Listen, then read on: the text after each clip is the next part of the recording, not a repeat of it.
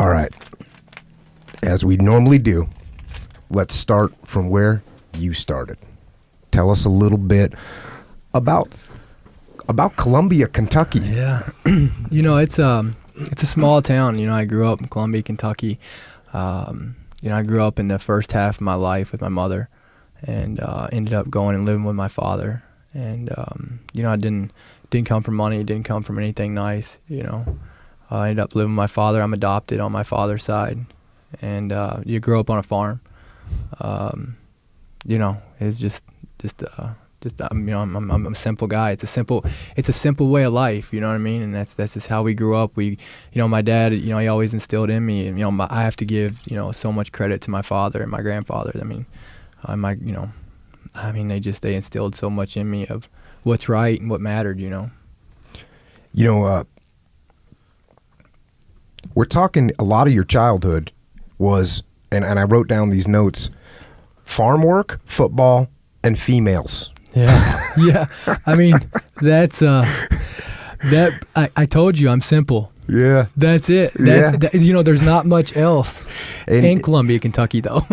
And you wrote a book. The book is called Into the Fire, and that's where I'm getting some of my information from. And I would say that in the early descriptions, the way you describe yourself, not exactly Mr. Sensitive is what we were dealing with back then.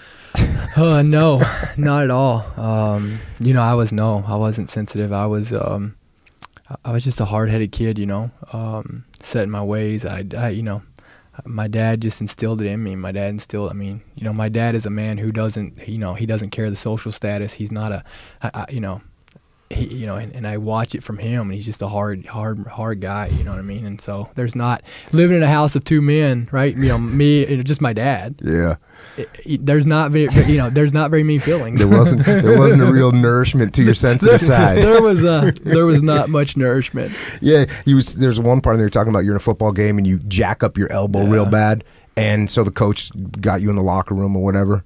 Yeah. So I was sitting in the locker room, and I'd carried the ball probably 18, 19 times the first half, and I go in there and my elbows are like just jacked, right? We're just getting pounded, and I remember sitting in there, and the coach like, hey, don't come out next half, right? You just look, because it was a JV game, and he's like, don't come out next half.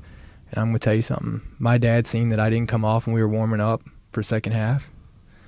And he came in there, and that was not acceptable. But one thing my dad taught me is you start it, you finish it. Check. Now, what happened to that football career? What'd you get? You did get some like legitimate injuries, right? Yeah. No, I banged my knee up real bad all my sophomore year, between my sophomore and junior year. Never really recovered from it, And so, I could have went and played somewhere. Like I'm not gonna sit here and tell you I'd had full scholarships or anything, but I could have walked on somewhere. Probably played outside linebacker or a strong safety, but. I was going to go play football, and I had planned on that. I'd been through the clearinghouse. I'd done everything I needed to do to go, and my senior year, and I ended up going the Marine Corps route.